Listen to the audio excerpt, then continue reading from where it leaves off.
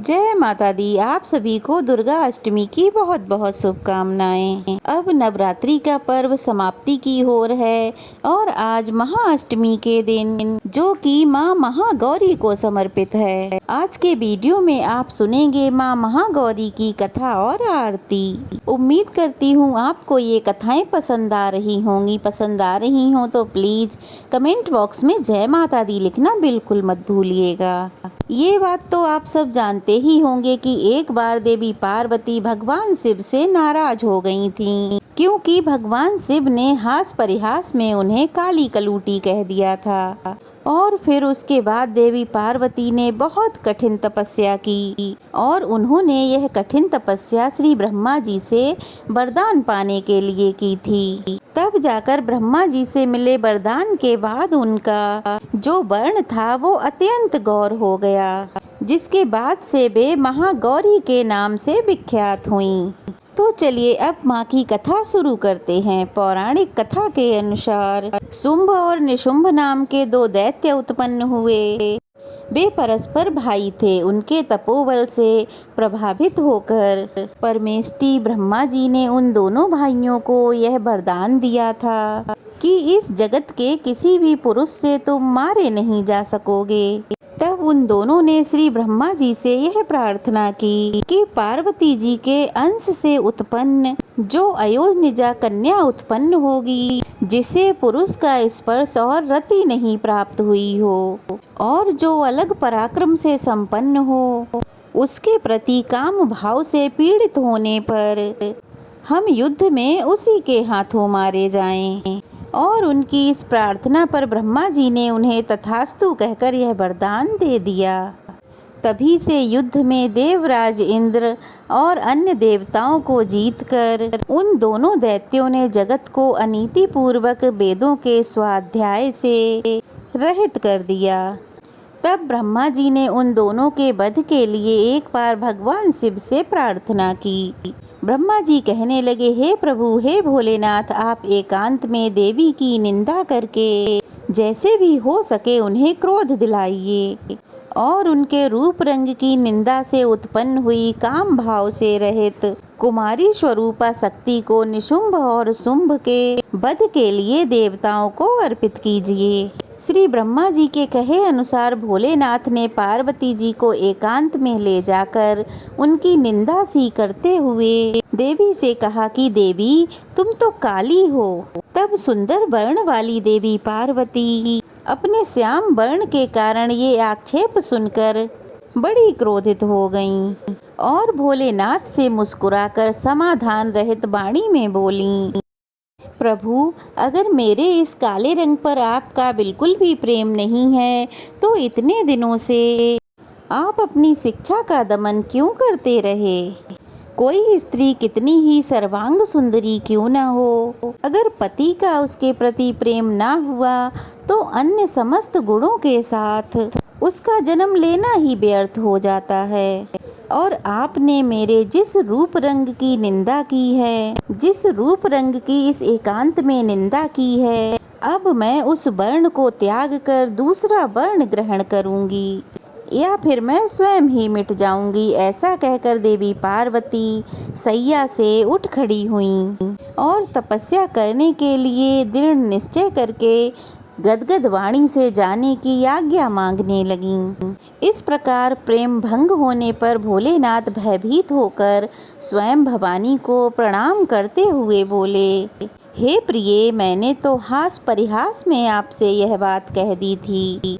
मेरे इस अभिप्राय को ना जानकर तुम कुपित क्यों हो गई हो? अगर आपका मुझ पर प्रेम नहीं होगा तो बताओ किस पर हो सकता है? तुम इस जगत की माता हो और मैं पिता हूँ, मैं आधिपति भी हूँ। फिर तुम पर मेरा प्रेम ना होना भला कैसे संभव हो सकता है? हम दोनों का वह प्रेम भी क्या कामदेव की प्रेरणा से हुआ है? बिल्कुल भी नहीं, क्योंकि कामदेव की उत्पत्ति से पहले ही जगत की उत्पत्ति हुई है और कामदेव की सृष्टि तो मैंने साधारण लोगों की रति करने के लिए की है। कामदेव मुझे साधारण देवता के समान मानकर मेरा कुछ कुछ तिरस्कार करने लगा था, इसलिए मैंने उसे भस्म कर दिया। और हम दोनों का यह लीला विहार भी जगत की रक्षा करने के लिए ही है। अतः उसी के लिए आज मैंने तुम्हारे प्रति यह परिहासपूर्ण बात की है। और मेरे इस कथन की सत्यता कि मैंने तुम्हें काली कलूटी क्यों कहा है, जल्द ही तुम्हें पता चल जाएगी। तब देवी कहने लगी, हे भगवान, पति के प्यार से वंचित होने पर जो नारी अपने प्राणों का त्याग नहीं कर देती, वह कुलांगना और अशुभ लक्षणा होने पर भी सत्पुरुषों द्वारा निंदित ही समझी जाती है। मेरा शरीर गौर वर्ण का नहीं, इस बात को लेकर आपको बड़ा दुख होता है। नहीं तो क्रीड़ा में या परिहास में मुझे इस प्रकार काली कलूटी क्यों कहते? मेरा कालापन आपको प्रिय नहीं है। अब इसलिए यह सत्पुरुषों द्वारा भी निंदित है। अब तपस्या द्वारा इसका त्याग किए बिना मैं यहाँ रह ही नहीं सकती। देवी को क्रोधित हुआ देखकर भगवान शिव इस प्रकार बोले, देवी, अगर तुम्हें अपनी सामता को लेकर इस प्रकार दुख हो रहा है तो इसके लिए तुम्हें तपस्या करने की भला क्या आवश्यकता है? तुम मेरी या अपनी इच्छा मात्र से दूसरे वर्ण की हो जाओ। तब देवी कहने लगी, प्रभु, मैं आपसे अपने रंग का परिवर्तन नहीं चाहती और खुद भी इसे बदलने का संकल्प नहीं ले सकती। अब तो तपस्या द्वारा श्री ब्रह्मा जी की आराधना करके ही मैं शीघ्र ही गौरी हो जाऊंगी। अब महादेव जी देवी को समझाते हुए कहने लगे, देवी, पूर्व काल में मेरी ही कृपा से ब्रह्मा जी को ब्रह्म पद की प्राप्ति हुई थी, इसलिए तपस्या द्वारा तुम उन्हें बुलाकर भला क्या करोगी? तो देवी कहने लगी, प्रभु, इसमें संदेह नहीं कि ब्रह्मादि देवताओं को आप द्वारा ही पदों की प्राप्ति हुई है। फिर भी आपकी आज्ञा पाकर मैं ब्रह्मा जी की तपस्या द्वारा ही अपनी मनोवांछित इच्छा पूरी करूंगी। देवी के ऐसा कहते ही भगवान शिव मुस्कुराते हुए मौन हो गए। देवताओं की इच्छा पूरी करने की इच्छा से उन्होंने देवी को रोकने के लिए बिल्कुल भी हट नहीं किया। फिर पतिव्रता देवी पार्वती पति भगवान शिव की परिक्रमा करके उनके वियोग से होने वाले दुख को किसी तरह से रोककर हिमालय पर्वत पर चली गईं। उन्होंने पहले सखियों के साथ जिस स्थान पर कठिन तपस्या की थी, उस स्थान से उनका विशेष प्रेम हो गया था, इसीलिए इस बार भी उन्होंने उसी स्थान को तपस्या के लिए चुना। अब देवी तपस्या में लीन रहने लगी। इस तरह तपस्या करते करते जब बहुत समय बीत गया, तब एक दिन बहुत बड़ा व्याघ्र उनके आसपास देखा गया। आया तो वह देवी को खाने को था, लेकिन देवी के समीप आते ही उस दुरात्मा का शरीर स्थिर हो गया, वह जड़ हो गया, वह हिल डुल भी नहीं सका। देवी पार्वती ने देखा एक भूखा व्याघ्र उन्हें खाने की इच्छा से उनके सामने खड़ा हुआ है, लेकिन यह सब देखकर भी देवी बिल्कुल भी विचलित नहीं हुई। वह पहले की ही तरह तपस्या में लीन रहीं। उधर उस व्याघ्र के सारे अंग एकदम ठंडे पड़ गए, अकड़ गए, जिससे वह अत्यंत पीड़ित हो रहा था। यह सोचकर कि यही मेरा भोजन है, वह देवी की तरफ बार बार देख रहा था।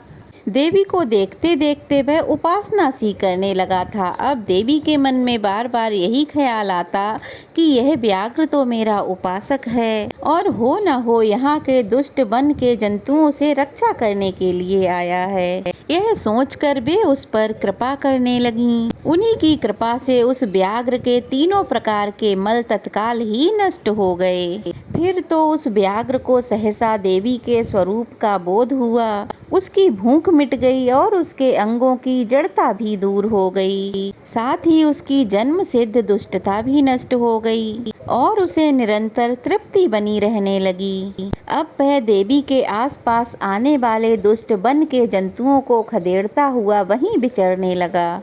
इधर देवी की तपस्या बढ़ी और तीव्र से तीव्र होती गई। उनकी इस कठिन तपस्या से प्रसन्न होकर श्री ब्रह्मा जी वहां पधारे। देवी ने उनके योग्य अर्घ देकर उनका स्वागत सत्कार किया। बदले में उनका भी स्वागत सत्कार करके ब्रह्मा जी उनकी तपस्या का कारण पूछने लगे। बल्कि स्वयं ब्रह्मा जी ने ही तो भोलेनाथ को ऐसा करने के लिए कहा था। जब अनजान की तरह ब्रह्मा जी पूछने लगे तो देवी कहने लगी मेरे शरीर में ये जो श्याम वर्ण है, इसे सात्विक तरीके से त्याग कर मैं गौर वर्ण की बनना चाहती हूँ। तब ब्रह्मा जी बोले, देवी बस इतने ही प्रयोजन के लिए आपने इतनी कठिन तपस्या की? ऐसा क्यों किया? क्या इसके लिए केवल आपकी इच्छा मात्र ही पर्याप्त नहीं थी, या फिर आपकी यह कोई लीला है? अगर आपकी यह कोई लीला है तो आप इसके द्वारा मेरे एक अभीष्ट की सिद्धि कर दीजिए। हे देवी, निशुंभ और सिंभ नामक 2 दैत्य हैं, उन्हें मैंने वरदान दे रखा है।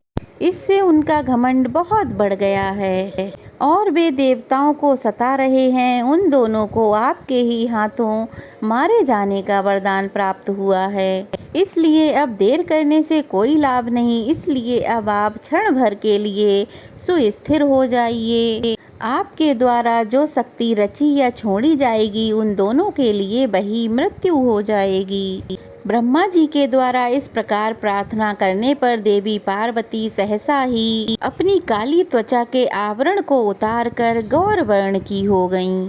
काली त्वचामयी आवरण रूप से त्यागी हुई जो उनकी शक्ति थी, उसका नाम कौशिकी हुआ और वह काले मेघ के समान कांति वाली कृष्ण वर्णा कन्या हो गई।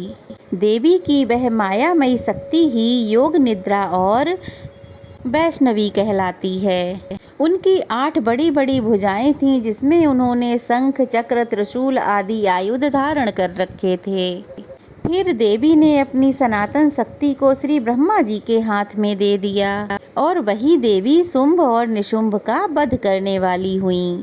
तब ब्रह्मा जी ने देवी को सवारी के लिए एक प्रबल सिंह प्रदान किया, जो कि उनके साथ ही आया था। उस देवी के रहने के लिए ब्रह्मा जी ने विंध्य गिरी पर निवास स्थान दिया और वहां नाना प्रकार के उपचारों से उनकी पूजा की। फिर देवी ने श्री ब्रह्मा जी से उस व्याघ्र के लिए भी प्रार्थना की और कहा कि हे ब्रह्मा जी, ये व्याघ्र अब मेरी शरण में आ गया है, इसलिए अब मैं इसका त्याग नहीं कर सकती। इसलिए अब इस व्याघ्र को भी मेरे साथ रहने की आज्ञा प्रदान करें। अब देवी गौर वर्ण धारण करके अपने पति के पास अर्थात कैलाश की ओर वापस चल दी।